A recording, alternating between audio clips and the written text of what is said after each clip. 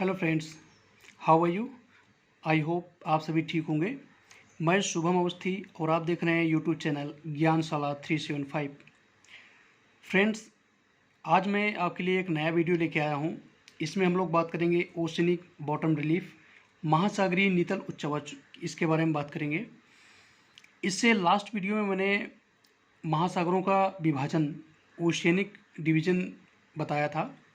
दो तरह से मैंने बताया था, सनलाइट के अकॉर्डिंग और महासागरों की गहराई के अकॉर्डिंग।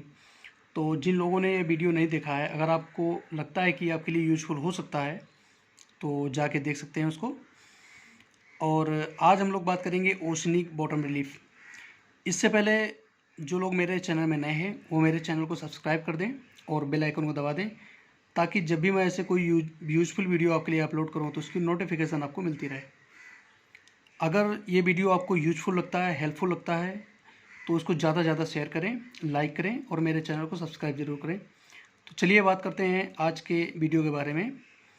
आज हम लोग जानेंगे ओशनिक बॉटम रिलीफ, महाद्वीपीय नितल उच्चवच के बारे में। देखिए, इसमें हम लोग जानते हैं किसके बारे में, किसका अध्ययन करते हैं। देखिए, study of high and low area of oceans, ठीक है। महासागरों के अंदर स्थित ऊंचे और निम्न स्थानों का अध्ययन इसके अंतर्गत किया जाता है, ठीक है। इसके अंतर्गत हम लोग जानेंगे कॉन्टिनेंटल मार्जिन क्या होता है, ओशियनिक क्रस्ट क्या होता है, ठीक। कॉन्टिनेंटल मार्जिन मतलब महाद्वीपीय सीमांत क्या होता है, ओशियनिक क्रस्ट महासागरीय जो क्रस्ट क्या होती है, ठीक है। देखिए, मैं सीधे शब्दों में बता दूं कि जो ओशनिक बॉटम रिलीफ होता है, इसके अंतर्गत हम लोग जानेंगे कि जो महासागर होते हैं उसके अंतर्गत या उसके अंदर पर्वत, पठार, नदियाँ, घाटियाँ, गर्त, इन सब के बारे में जानेंगे। कहाँ कैसे इनका फॉर्मेशन होता है, कैसे इनका निर्माण होता है, ये सब जानेंगे हम लोग ओशनिक बॉटम रिलीफ में, ठीक है। इसे ही महासागरीय नितल उच्चवच बोला जाता है। चलिए अब जानते हैं कॉन्टिनेंटल मार्जिन और ओशनिक क्रस्ट के बारे में।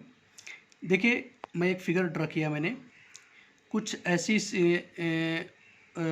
फॉर्मेशन होता है, मतलब ऐसी कुछ स्ट्रक्चर होती है। ये कॉन्टिनेंटल क्या होती है, क्रस्ट होती है। इसको कॉन्टिनेंटल मार्जिन बोला जाता है। कॉन्टिनेंटल क्रस्ट का वो भाग जो ओशियन के अंदर होता है उसको कॉन्टिनेंटल मार्जिन बोलते हैं, ठीक है। यहाँ पर ये कॉन्टिनेंटल मतलब महाद्वीपीय क्रस्ट होता है जहाँ पर हम लोग निवास करते हैं। और ये वाला जो भाग होता है ये महासागरीय वाला भाग होता है। इसको, इसके नीचे की जो क्रस्ट होती है इसको ओशियनिक क्रस्ट बोला जाता है, महासागरीय क्रस्ट। इसी के ऊपर महासागर स्थित होते हैं, ठीक है। तो ये जो कॉन्टिनेंटल मार्जिन होता है, मैंने लास्ट वीडियो में बताया था कि ये ग्रेनाइट चट्टान की बनी होती है और ये क्या होती है, कम भार। इससे इसकी अपेक्षा क्या होती है, कम भारी होती है और कम सघन होती है, ठीक है। मतलब इसकी डेंसिटी इससे कम होती है। और चूंकि ये ग्रेनाइट चट्टान की बनी होती है, ठीक है। और ग्रेनाइट चट्टान को क्रस्ट से रिप्रेजेंट किया जाता है, ठीक है। दूसरा, जो महासागरीय क्रस्ट होती है वो बेसाल्ट रॉक की बनी होती है और इसकी जो घनत्व होता है वो ग्रेनाइट से क्या होता है, ज़्यादा होता है। इसलिए इसका भार भी क्या होता है, ज़्यादा होता है, ठीक है। ये तो बेसिक हो गया इसका। अब जानते हैं थोड़ा कॉन्टिनेंटल मार्जिन में क्या आता है। देखिए, महाद्वीपीय क्रस्ट का वो भाग जो महासागरीय जल के अंदर रहता है, ठीक है। और यह लगभग 17.5% होता है। कितना होता है, 17.5% होता है टोटल कॉन्टिनेंटल क्रस्ट का। दूसरा, जो ओशनिक क्रस्ट होती है ये लगभग 82.5% होता है। और इसी के ऊपर ये क्या आता है, एबाइसल जो प्लेन्स होते हैं, गहन सागरीय मैदान, वो ओशनिक क्रस्ट के ऊपर ही स्थित होते हैं, ठीक है। अब देखते हैं ये जो ओशनिक बॉटम रिलीफ, इसके अंतर्गत आते क्या क्या हैं। मैंने अभी ब्रीफ में बताया क्या क्या आते हैं, उसी को जान लेते हैं। और देखिए, जो ओशनिक बॉटम रिलीफ होता है, oceanic bottom relief features are in the form of mountains, plateau, trenches, volcano etc located beneath of ocean.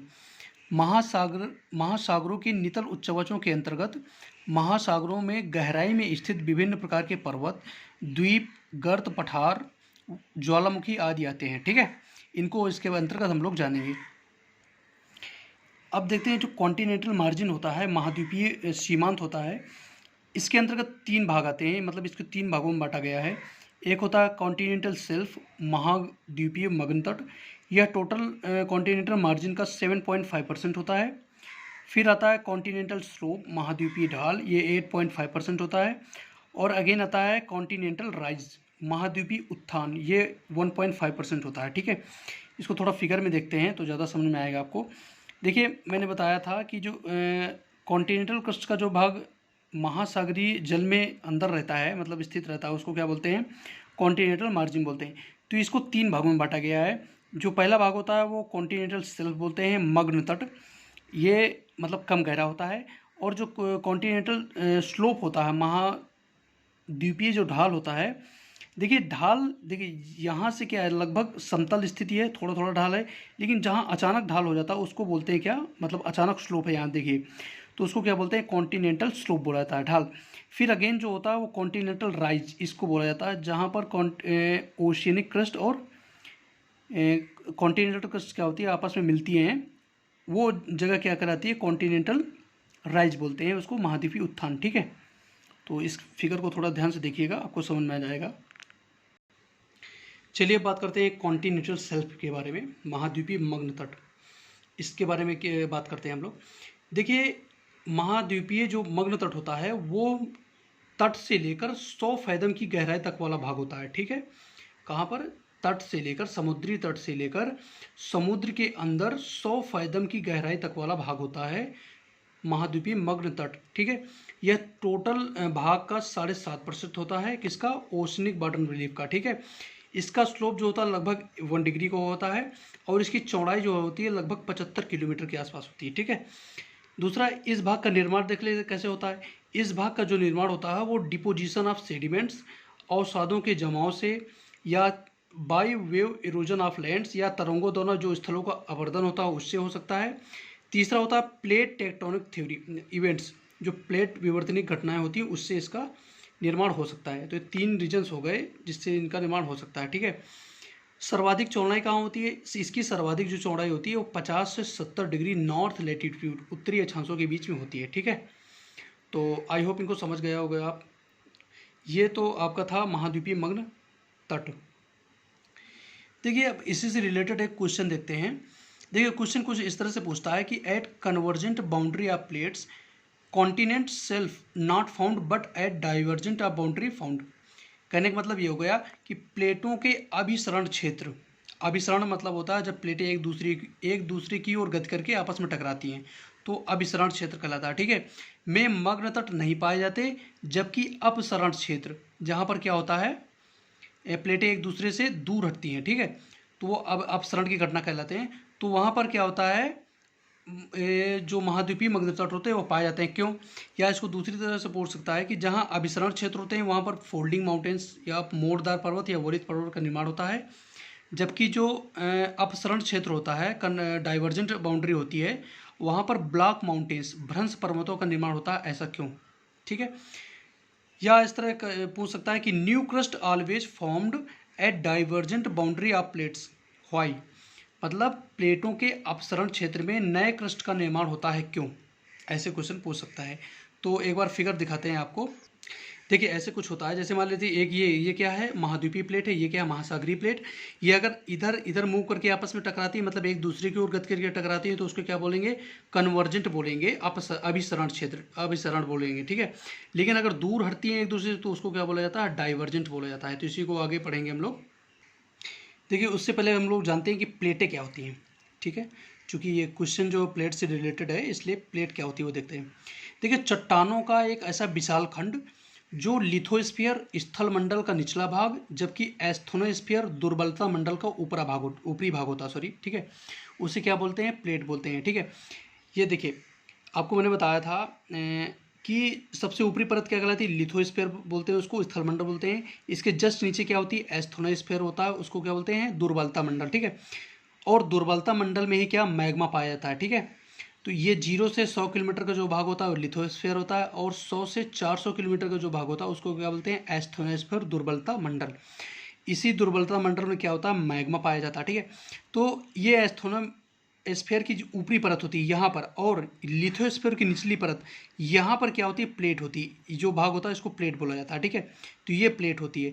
Plate के ऊपर ही क्या होता है? लिथोस्फीयर स्थित होता है, स्थलमंडल स्थित होता है। ठीक है, अब देखिए, जो मैग्मा होता है इसमें क्या, ये जो एस्थोनोस्फीयर होता है इसमें क्या होता है? मैग्मा होता है।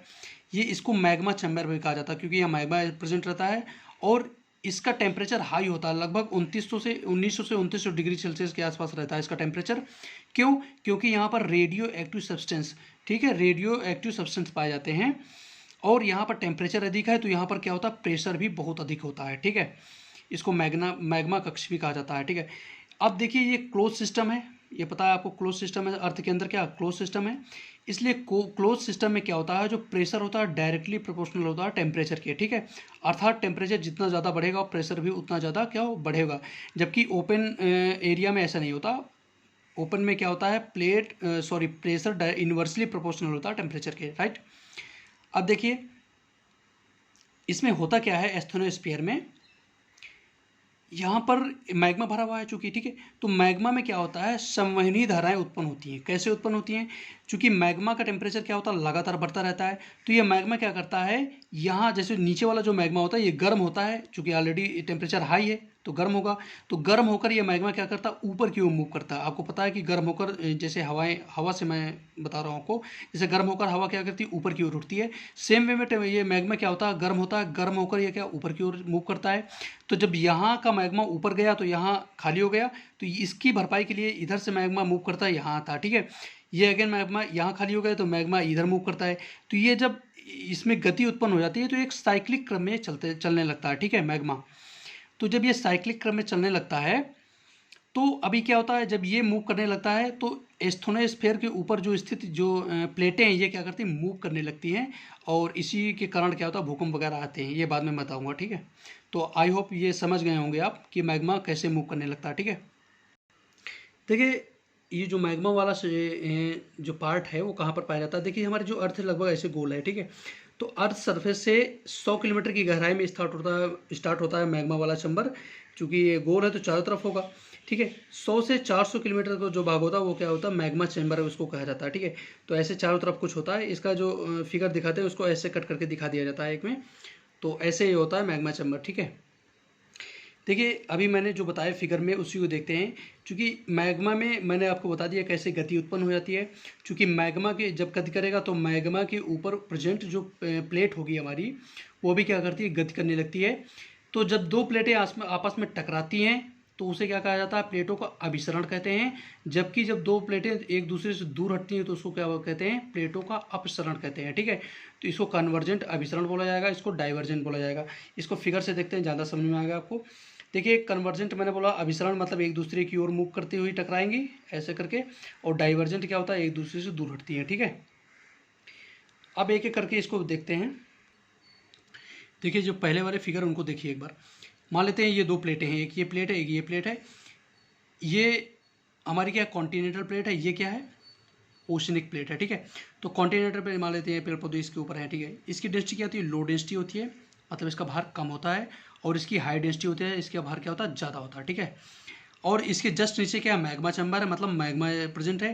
तो जब ये मैग्मा में मूवमेंट होता है तो ये प्लेटें आपस में, मतलब इनमें भी क्या होता है, मूवमेंट होता है, ठीक है। और इसका दूसरा भाग इधर देख लेते हैं, जब डाइवर्जेंट होता है एक दूसरे से दूर हटती हैं ये। तो जब अब देखते हैं, सबसे पहले देखते हैं कन्वर्जेंट क्या होता है, मतलब एक दूसरे से अभिसरण क्या होता है, जब एक दूसरे की ओर आके टकराती हैं। देखिए मान लेते हैं ये प्लेट, पहले फिगर में मैंने बताया ये प्लेट इधर की ओर टकराई, ये प्लेट इधर की ओर आके टकराई। तो हमें पता है कि जो ओशनिक क्रस्ट होती है इसका भार क्या होता है, ज़्यादा होता है, ठीक है। मतलब भार ज़्यादा होने के कारण ये क्या होती है, नीचे की ओर मूव करती है, ठीक है। जब आपस में टकराएंगे, ये इधर से आई ये इधर से आई, तो इसका भार अधिक होने के कारण क्या होता है, ये नीचे की ओर जाएगी। और इसका भार कम होने के कारण ये क्या कहती है, ये वाली प्लेट इसके ऊपर चढ़ जाएगी, ठीक है। मतलब ये इसके ऊपर आ जाएगी और ये नीचे की ओर गति करेगी। तो ये नीचे की ओर गति करती है और ये इधर आती है, तो इन दोनों के बीच में क्या होता है, फोल्डिंग माउंटेन्स का फॉर्मेशन हो जाता है, ठीक है। देखिए जब दो चीज़ों में आपस में, मतलब दोनों तरफ से क्या होता है, प्रेशर अप्लाई होता है, तो जो बीच का भाग क्या होता है, ऑटोमेटिक क्या ऊपर उठ जाता है। अब ये ऊपर ही क्यों उठा, ऐसा क्यों आपके मन में क्वेश्चन आ सकता है कि ऊपर ही क्यों उठा। देखिए ऊपर इसलिए उठता है क्योंकि नीचे क्या मैग्मा भरा है, नीचे इसलिए नहीं जा सकता क्योंकि नीचे से मैग्मा भी क्या करता है, फोर्स अप्लाई करता है ऊपर की तरफ, ठीक है। तो सिर्फ एक ही तरफ डायरेक्शन इनको बची कि ऊपर की ओर या जा सकता है, ठीक है। तो इधर से जब फोर्स अप्लाई हुआ, इधर से अप्लाई हुआ, तो ऊपर की तरफ ऐसे उड़ जाते हैं ऐसे। तो इस तरह क्या होता है, फोल्डिंग माउंटेन्स, मोड़दार पर्वत या वलित पर्वतों का निर्माण होता है, ठीक है। दूसरा इसी जगह क्या होता है, ट्रेंच का निर्माण होता है, गर्तों का निर्माण होता है। तीसरा यहाँ पर क्या होता है, जो मग्न तट होते हैं जो, उनका निर्माण भी यहीं पर होता है, ठीक है। तो जब कन्वर्जेंट होता है प्लेटों का, इसको डिस्ट्रक्शन भी बोला जाता है, डिस्ट्रक्शन ऑफ प्लेट। तो यहाँ पर क्या होता है, फोल्डिंग माउंटेन्स का निर्माण होता है, मग्न तट का निर्माण होता है, और यहाँ पर क्या होता है, एरिया क्या होता है इसमें कम हो जाता है। क्यों क्यों कम हो जाता है? देखिए यहाँ पर क्या होता है, जो ओशनिक क्रस्ट होता है उसका क्या होता है, विनाश भी होता है। क्यों? क्योंकि नीचे जाकर क्या होता है, जितनी ये ओशनिक क्रस्ट मैग्मा के अंदर घुस जाएगी वो भी क्या होती है, मैग्मा में कन्वर्ट हो जाती है। उसके टेम्परेचर अधिक होने का क्या होता है, वो भी गल के क्या होती है, मैग्मा में कन्वर्ट हो जाती है। तो इसमें क्या होता है, इसका एरिया क्या होता है, घट जाता है। ठीक है, और ये घटना क्या होती है, जैसे पैसिफिक ओशन, प्रशांत महासागर में ऐसी सिचुएशन देखने को मिलती है। ठीक है, दूसरा देखिए यहाँ पर जब मैग्मा ज़्यादा हो जाएगा तो यहाँ पर मैग्मा में अधिक टेम्परेचर और प्रेशर होने के कारण क्या होता है, इसमें क्या वोल्केनिज्म, ज्वालामुखी की क्रिया भी होती है, अर्थात यहाँ पर ज्वालामुखी पर्वतों का भी निर्माण होता है। ठीक है, मतलब यहाँ ज्वालामुखी भी बनते हैं। ठीक है, अब देख लेते हैं जो डाइवर्जेंट होता है अपसरण, उसमें क्या होता है। ठीक है, मान लेते हैं ये एक प्लेट है, ये एक प्लेट है, ये कॉन्टिनेंटल है, ये क्या है, ओशनिक है। ये प्लेटें एक दूसरे से क्या होती है, दूर हटती हैं। दूर हटने पर इसमें क्या होता है, इसके नीचे चूंकि मैग्मा भरा है, मैग्मा जब इसको स्पेस मिल जाएगा तो मैग्मा क्या होता है, फुल प्रेशर से वो बाहर की तरफ आएगा। जब बाहर की तरफ आएगा तो मैग्मा में प्रेजेंट जितना भी सब्सटेंस होगा बाहर आएगा। बाहर आने से क्या होता है, ये भी एक क्या पर्वत का रूप धारण कर लेता है, और यहाँ पर क्या होता है, ब्लॉक माउंटेन, ठीक है, भ्रंश पर्वतों का यहाँ निर्माण होता है। कब? डाइवर्जेंट की स्थिति में। ठीक है, जब भ्रंश पर्वतों का निर्माण होता है मतलब इसमें नई प्लेटें बनती हैं आकर। ठीक है, क्योंकि नीचे का मैग्मा ऊपर आके फैल जाता है और नई क्रस्ट का निर्माण करता है। ठीक है, तो ये जो ब्लॉक पर्वत बनते हैं ये कोल्ड होकर के हार्ड रॉक, हार्ड चट्टानों में कन्वर्ट हो जाता है और ये इस तरह एक नई प्लेट बनती है। ठीक है, अब देखिए चूंकि यहाँ पर एक नई प्लेट का निर्माण हुआ इसलिए इसको कंस्ट्रक्शन भी बोला जाता है, कंस्ट्रक्शन प्रोसेस भी बोला जाता है, क्योंकि यहाँ पर क्या होता है, एक नई प्लेट का निर्माण होता है। और ऐसी सिचुएशन में क्या होता है, मग्न तट पाए जाएंगे, जबकि कन्वर्जेंट वाली स्थिति में क्या मग्न तट नहीं पाए जाते थे, उसमें एरिया कम होता था। यहाँ पर क्या एरिया ज़्यादा होगा, क्यों? क्योंकि नई प्लेट का निर्माण हो गया। और ऐसी सिचुएशन कहाँ, अटलांटिक ओशन में देखने को मिलती है। ठीक है, कहाँ पर? अटलांटिक महासागर में देखने को मिलती है। देखिए जो कन्वर्जेंट ऑफ प्लेट्स हैं उसका एक एग्जांपल दे रहा हूँ, बहुत अच्छा एग्जांपल है। देखिए जो नॉर्थ अमेरिका और साउथ अमेरिका है उसका वाला भाग देखते हैं जो पैसिफिक ओशन से लगा हुआ है। ठीक है, क्योंकि यहाँ पर क्या है, प्रशांत महासागर की जो प्लेट है और इधर क्या है, नॉर्थ अमेरिकन प्लेट और इधर साउथ अमेरिकन प्लेट, ये जब आपस में टकराई थी तभी पर नॉर्थ अमेरिका में क्या रॉकी पर्वत का निर्माण हुआ था और यहाँ पर साउथ अमेरिका में क्या एंडीज पर्वत का निर्माण हुआ था। ठीक है, और ये दोनों क्या हैं, फोल्डिंग माउंटेन्स हैं। तो आई होप आपको समझ में आ गया होगा कि फोल्डिंग माउंटेन्स क्यों हैं। ठीक है, ये दोनों क्या हैं, वलित पर्वत हैं, मोड़दार पर्वत हैं, ये याद रखना आप लोग। ठीक है, दूसरा यहाँ पर जो कॉन्टिनेंटल शेल्फ होता है, मग्न तट, उसका निर्माण क्या होगा, नहीं होगा। अभी मैंने आपको फिगर से पूरा समझाया है कि जब डाइवर्जेंट होता है, कन्वर्जेंट होता है, अभिसरण होता है दो प्लेटों का, तो वहाँ पर क्या होता है, मग्न तट का निर्माण नहीं होता है, क्योंकि ये डिस्ट्रक्शन प्रोसेस होती है, इसमें नई प्लेट का निर्माण नहीं होता। ठीक है, तो आई होप जो क्वेश्चन था वो आपको समझ में आ गया होगा कि इसमें क्या आंसर देना। ठीक है, अब देख लेते हैं जो कॉन्टिनेंटल स्लोप होता है, महाद्वीपीय ढाल, ये क्या होता है। देखिए ये पार्ट ऑफ कॉन्टिनेंटल मार्जिन, ये भी क्या होता है, महाद्वीपीय सीमांत का भाग होता है। ठीक है, और ये 8.5% होता है किसका, ओशनिक वाटर रिलीफ का।